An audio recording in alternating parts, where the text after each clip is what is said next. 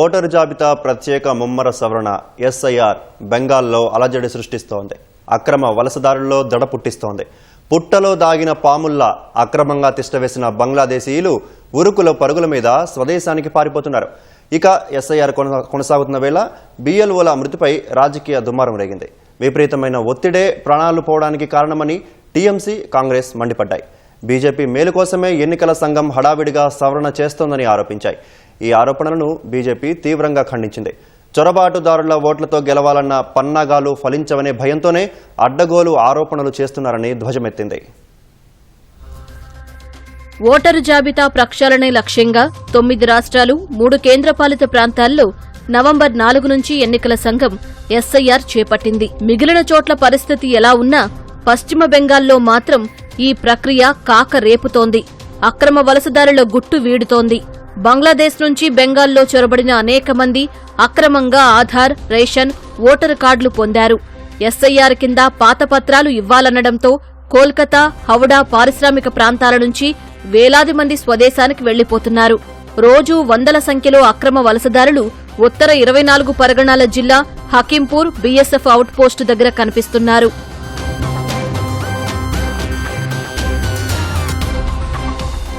బంగ్లాకు వెళ్లిపోతున్న వారిలో చాలా మంది గత ఎన్నికల్లో ఓటు వేసినట్లు అంగీకరించారు. లక్ష్మీ బండారు పథకం కింద లబ్ధి పొందినట్లు మహిళలు చెప్పారు. కుప్పలు తెప్పలుగా అక్రమ వలసదారుల ఓట్లు ఉన్నాయనడానికి ఇంతకంటే రుజువేం కావాలని బీజేపీ ప్రశ్నిస్తోంది. మాటలతో మాయ చేస్తే సరిపోదని, దేశం దాటుతున్న ఒక్కరి దగ్గరైనా ఓటరు గుర్తింపు కార్డు స్వాధీనం చేసుకున్నారా అని తృణమూలు నిలదీస్తోంది. ఎవరైనా అక్రమంగా ఓటు వేసినట్లు ఆధారాలు ఉన్నాయా అని అడుగుతోంది.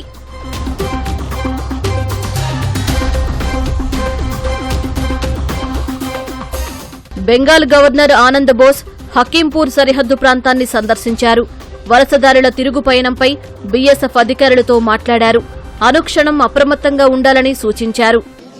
The reality check has been done. I have discussed with the BSF officers, extensively toured around the border areas and made my own assessment on this.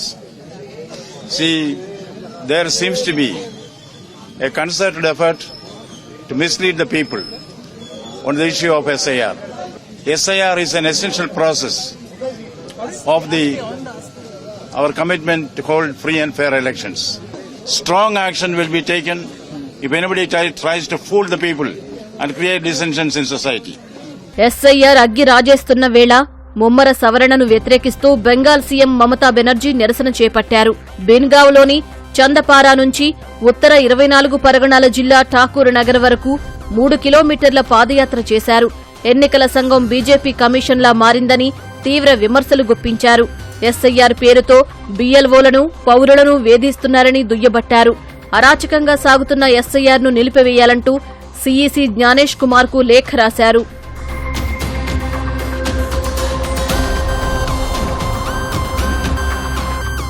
SIR వ్యతిరేక ర్యాలీకి ఉత్తర 24 పరగణాల జిల్లాను మమత ఎంచుకోవడం వెనుక పెద్ద వ్యూహమే ఉందంటున్నారు.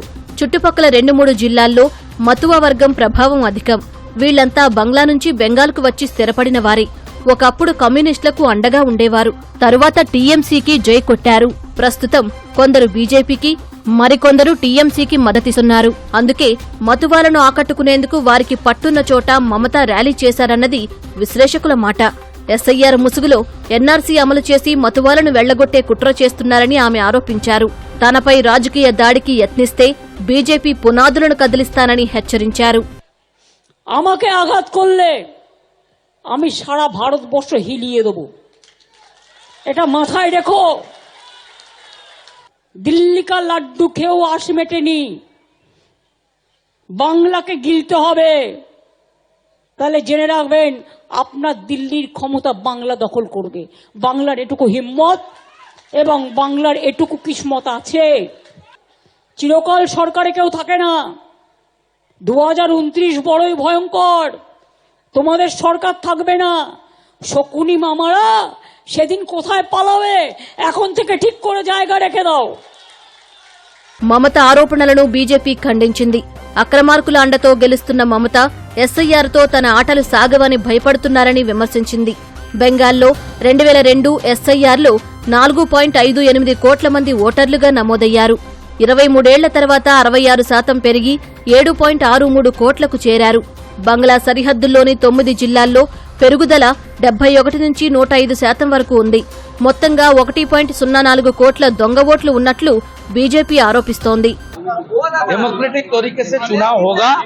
ममता बनर्जी नंदीग्राम में अपने खुद सीट बचा नहीं पाए, बंगाल में भी वो ही होने वाला है। एसआईआर का बाद ये सरकार जाना तैयार है। बांग्लादेशी घुसपैठिया death voter fake voter out हो गया है। ये चुनाव जीतने का कोई सवाल ही नहीं है। ये तो बीजेपी का गढ़ है।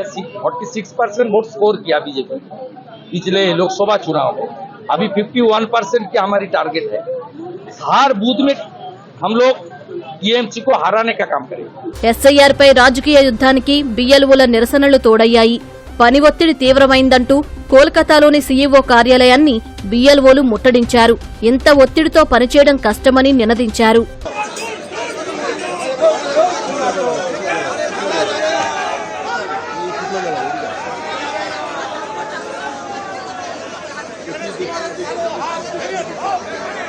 సీఈఓ కార్యాలయ ముట్టడిపై కేంద్ర ఎన్నికల సంఘం ఆగ్రహం వ్యక్తం చేసింది. భద్రతా వైఫల్యంపై నివేదిక ఇవ్వాలని కోల్కతా పోలీసులను కోరింది. బిఎల్ఓలపై పని ఒత్తిడి, కొందరు మృతి చెందారన్న అంశంపై సమగ్ర నివేదిక అందజేయాలని బెంగాల్ ఎన్నికల అధికారులను ఆదేశించింది. सिस्टमेटिकली होना चाहिए, बहुत पहले से प्लानिंग करना चाहिए, क्योंकि ये नागरिक का सवाल है। ऐसे करने से अगर किसी का प्रॉब्लम होगा, जबरदस्ती करने से, जो जैसे भी हम लोग को डाटा ऑपरेटर नहीं है तो जबरदस्ती हम लोगों को करना ही पड़ेगा। रात 1:30 बजे 2 बजे 2:30 बजे अगर किसी के प्रॉब्लम होगा, हम लोगों को तो डाटा ऑपरेटर के लिए नहीं अपॉइंटेड दे दिया, हम टीचर है तो भी हम कोशिश कर रहे हैं, ठीक है। लेकिन अगर कुछ प्रॉब्लम होगा तो उसका जिम्मेदारी बीएलओ के ऊपर ही जाएगा, यही बताना चाहते हैं। ఎస్ఐఆర్ పై గగ్గోలు రేగుతున్న వేళ పశ్చిమ వర్ధమాన్ జిల్లా పండవేశ్వర్ నియోజకవర్గానికి చెందిన మాయారాణి గోస్వామి అనే మహిళ పేరిట 44 ఓట్లు ఉన్నట్లు తేలడం కలకలం రేపింది. ఎస్ఐఆర్ అప్లికేషన్ నింపాక క్యూఆర్ కోడ్ స్కాన్ చేసినప్పుడు పలు నియోజకవర్గాల్లో ఆమెకు ఓట్లు ఉన్నట్లు బయటపడింది. చనిపోయిన ఆమె భర్తకు వేర్వేరు ఇంటి పేర్లతో ఓట్లు ఉన్నాయి. ఎస్ఐఆర్ పై ఇంత రాజకీయ దుమారానికి కారణం ఏంటి అంటే ఆసక్తికర అంశాలను విశ్లేషకులు ప్రస్తావిస్తున్నారు. బెంగాల్లో దాదాపు 30% ముస్లిం ఓటర్లు ఉంటారు. గంపగుత్తగా టీఎంసీకే మద్దతిస్తూ ఉంటారు.